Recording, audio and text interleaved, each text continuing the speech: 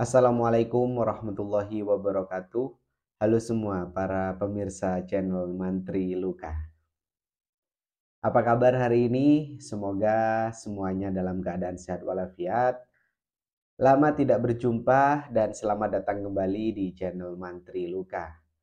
Seperti biasa, kita akan membahas seputar permasalahan-permasalahan luka yang sedang dihadapi oleh rekan sejawat ataupun para pemirsa channel Mantri Luka, di mana hal ini merupakan suatu hal yang sering terjadi di lingkungan kita dan bagaimana cara proses perawatan luka pastinya setiap hari masih ada yang menanyakan seputar permasalahan-permasalahan yang sedang dihadapi oleh para pemirsa sekalian.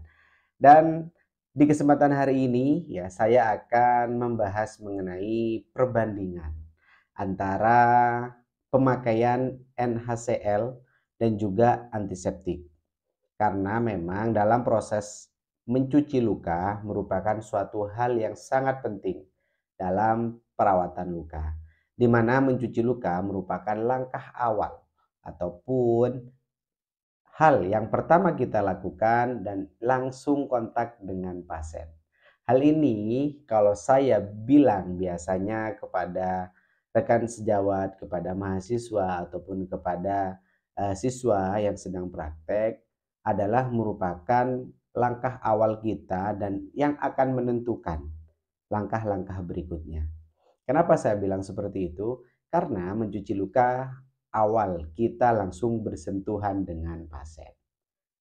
Yang menjadi pertanyaan di sini dari para pemirsa sekalian yang sedang menghadapi permasalahan luka yang tidak kunjung sembuh, yaitu mengenai pemakaian cairan pencuci luka.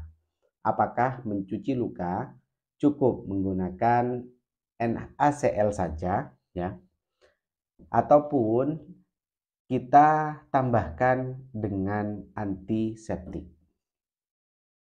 Di mana hal ini sering terjadi dan sering ditanyakan memang. Nah, pada umumnya dalam proses mencuci pada luka memang kebanyakan ya di fasilitas kesehatan, di puskesmas ataupun di klinik biasanya menggunakan yang namanya NaCl ataupun normal salin. Karena apa? Karena NaCl ini merupakan cairan yang aman dan juga pH-nya ya sudah sesuai dengan pH kulit kita. Sehingga saat digunakan itu akan mengurangi rasa nyeri ya saat kita irigasi ataupun saat kita dalam proses pencucian pada luka. Nah, selanjutnya adalah antiseptik ya. Antiseptik di sini memang sering saya gunakan, tapi kalau di fasilitas kesehatan biasanya masih ada yang belum make ataupun sudah ada yang make.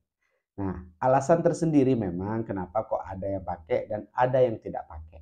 Nah, sebenarnya mana yang lebih bagus dan mana yang lebih efektif ya.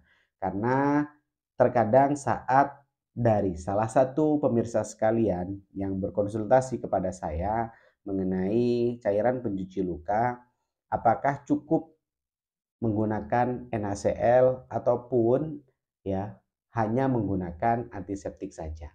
Oke, saya akan jelaskan kenapa kok saya memakai keduanya ya. Oke.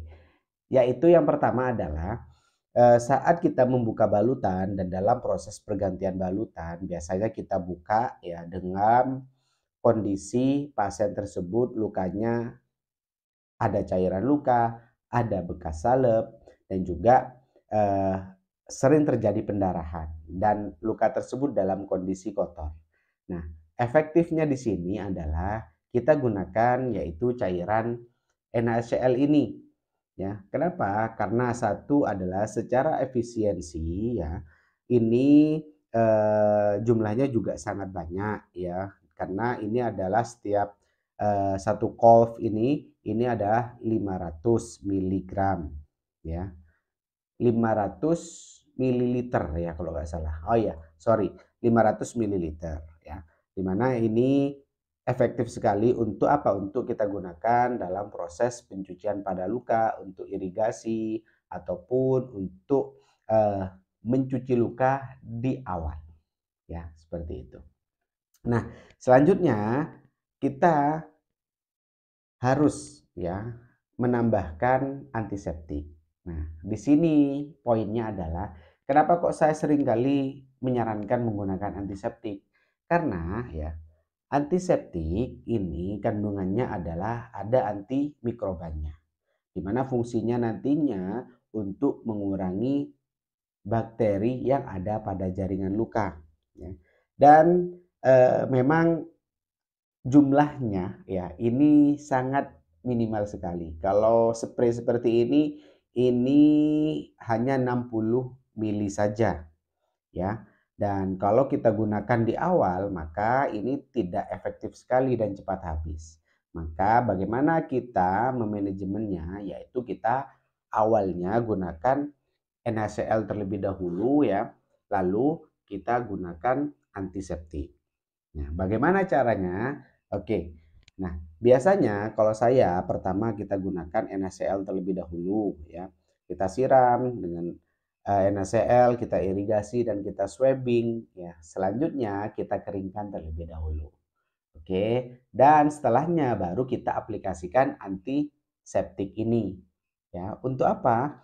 Untuk memaksimalkan ya dalam mengurangi bakteri dan juga nantinya harapannya adalah luka tersebut dapat terhindar dari infeksi dan juga dapat mempercepat proses penyembuhan pada luka. Dan perbedaannya di sini adalah kalau normal salin ataupun NaCl ini tidak ada kandungan antimikrobanya ya. Jadi ini hanya normal salin ya, cairan biasa yang fungsinya biasanya memang digunakan untuk cairan infus ya, intravena, dan kita gunakan untuk mencuci luka ya. Nah, untuk antiseptik sendiri perbedaannya di sini ini memang ada antibakterinya, ada antimikrobanya. Nah, keduanya sudah jelas perbedaannya. Karena kenapa? Karena ketika kita gunakan antiseptik ini harapannya memang nantinya luka tersebut ya terhindar dari bau, ya, mengangkat biofilm, mengurangi bakteri dan juga harapannya dapat mempercepat proses penyembuhan pada luka. Oke, itu dia. Mas, kalau saya hanya memakai NaCl, apakah boleh? Ya, sering pertanyaan seperti itu ya dari para pemirsa sekalian. Kalau untuk pemakaian NaCl saja boleh? Yes, silahkan. Boleh-boleh saja menggunakan NaCl. Ataupun ya menggunakan antiseptik saja. Apakah boleh? Yes, boleh, silahkan ya. Jadi pilihan untuk cairan pencuci luka ya saya silakan saya pasrahkan kepada para pemirsa sekalian, kepada rekan sejawat dan juga para pasien. Ya, tapi saran saya carilah cairan-cairan pencuci luka yang direkomendasikan dan tidak menyebabkan iritasi ataupun bersifat toksik dan iritatif. Nah, itu akan menghambat dalam proses pencucian pada luka. Sudah saya jelaskan di channel saya apa saja cairan antiseptik ya yang baik digunakan dalam proses perawatan luka dan jangan lupa tonton video tersebut. Oke? Itu dia penjelasan dari saya. Terima kasih dan sangat terasa ya lama tidak ngomong di depan kamera ya, kagok ya, belibet dan lain sebagainya. Dan mohon maaf karena di beberapa hari kemarin juga saya banyak disibukkan dengan kegiatan-kegiatan di klinik ya di Pedicare dan juga harus menjadi pendamping mahasiswa. Jadi akhirnya kalau malam saya gunakan untuk istirahat ya dan juga menulis laporan yang menjadi kewajiban saya. Oke. Dan apabila ada pertanyaan boleh dong ya silakan tuliskan di kolom komentar apapun pertanyaannya mengenai permasalahan-permasalahan luka yang sedang dihadapi. Kalau ada kesempatan saya akan jawab ya dan silakan ditunggu pasti kalau di kolom komentar saya akan menjawabnya. Oke, ataupun mau menghubungi nomor WhatsApp saya boleh-boleh saja silakan. Oke. Dan mohon maaf apabila ada hal-hal yang kurang berkenan dalam penyampaian. Jangan lupa tonton video yang lainnya. Jangan lupa like apabila suka, komen, ya, subscribe ya, share bagi yang membutuhkan, free ya, bebas silakan. Oke, terima kasih, sampai jumpa di video berikutnya. Wassalamualaikum warahmatullahi wabarakatuh. Ada luka, ingat, mantri luka.